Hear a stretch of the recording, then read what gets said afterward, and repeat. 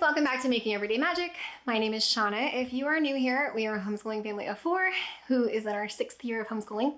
And today I want to come here and I want to share with you that education is more than mastery.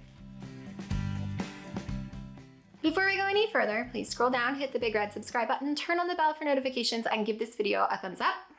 As always, you can find me down in the comments or over on Instagram at Making Everyday Magic. Okay, so I've referenced this a couple times in recent videos, and that is because it just keeps coming up. And it's not that I don't understand, I do understand. And I don't know, I think maybe it's one of those things where somebody wants to hear someone else say it to get permission, maybe? Because, sometimes you need to hear it. You can think it, but it's not the same unless you hear it. And this may be what that is. I feel like, for some reason, apprehension, insecurity, a lot of people have come to homeschool. A lot of people are still turning to homeschool as a choice now, which is amazing.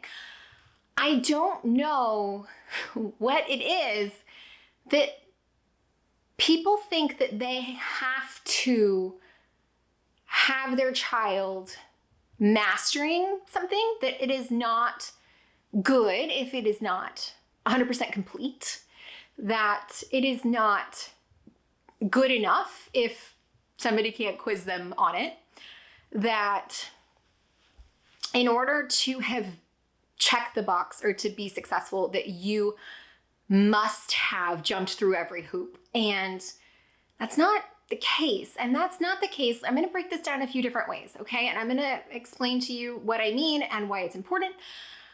Let's start with curriculum, okay? You do not have to do everything in the book. You don't. You probably, and I say this as somebody who's probably never 100% done any curriculum all the way through. You do not have to do everything. You probably don't need to.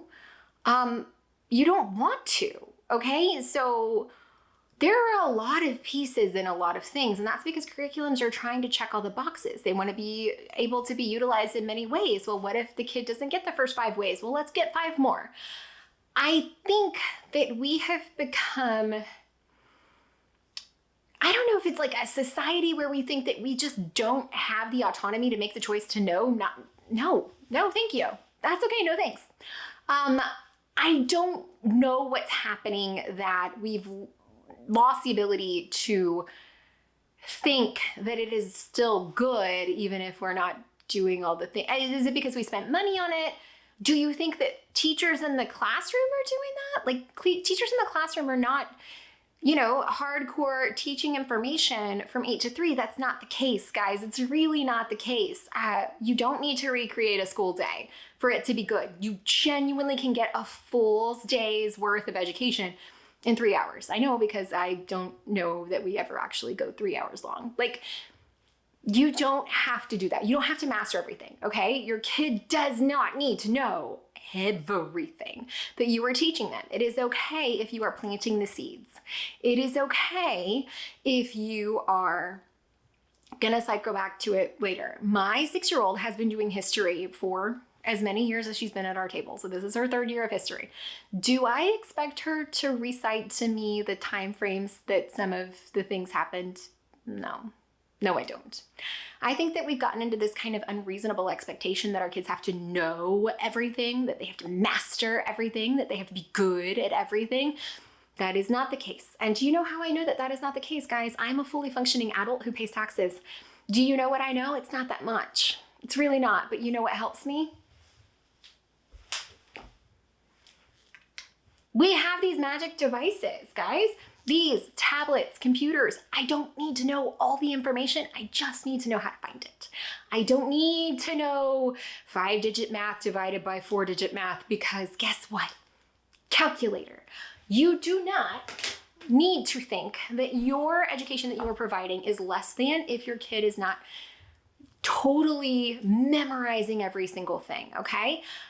I'm going to give you some examples here because I think that it is very important. And I don't think that people understand. I got the question, what are your kids doing while you're doing history quests? Like, do you just expect them to sit there and listen to you read? No. No, I do not. Why? Because that would be terrible for everyone.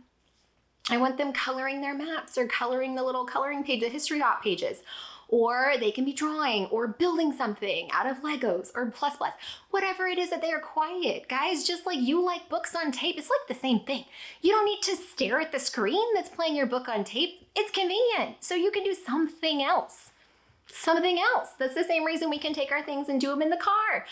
Because it's okay. It's okay. They don't need to memorize all of that. They don't need to work that hard. Here's another example. My 6-year-old first grader is doing the level 3 all about reading. Okay, there's a couple of examples here. So if she needs to use her phonics skills to sound out a word on a word card, but she can do it quickly and in one fell swoop, mastered pile. Why? Because she knows how. It's more important to me that she knows how than she knows the end result. It just is. The pages, the books, the little stories in All About Reading Level 3 now are so long. They are so long. I do not make her read to me the entire thing front to back. Why?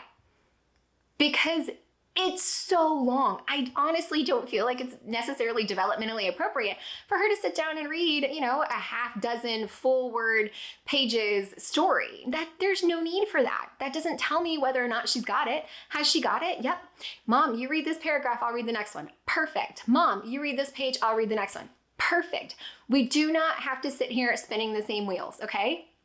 We don't have to do that. In math, you guys know we use Math-U-See. Math-U-See has 7 lettered worksheets, a lesson test, and then unit tests that are cumulative for several chapters. Are we doing all of that?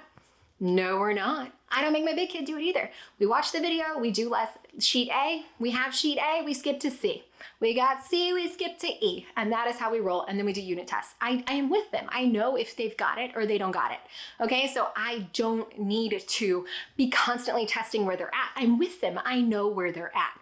Another thing with Math-U-See, I have a 6-year-old who's doing the multiple digit addition and subtraction.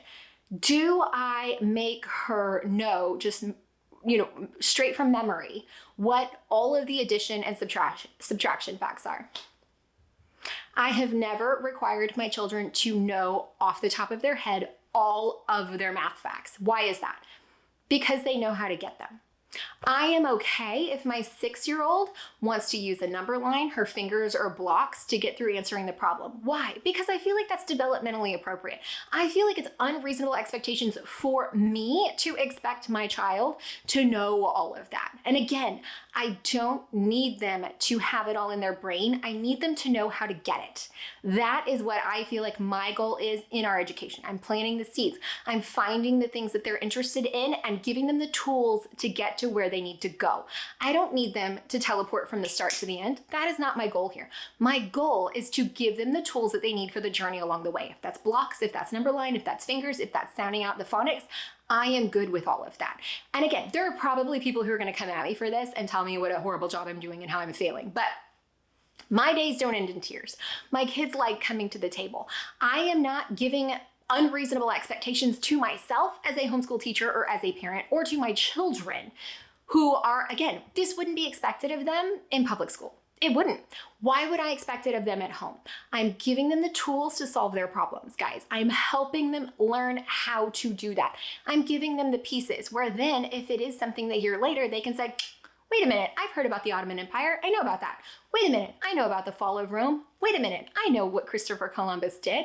Hang on, I understand how to sound out this word. I've never seen this word before. Oh, look at that.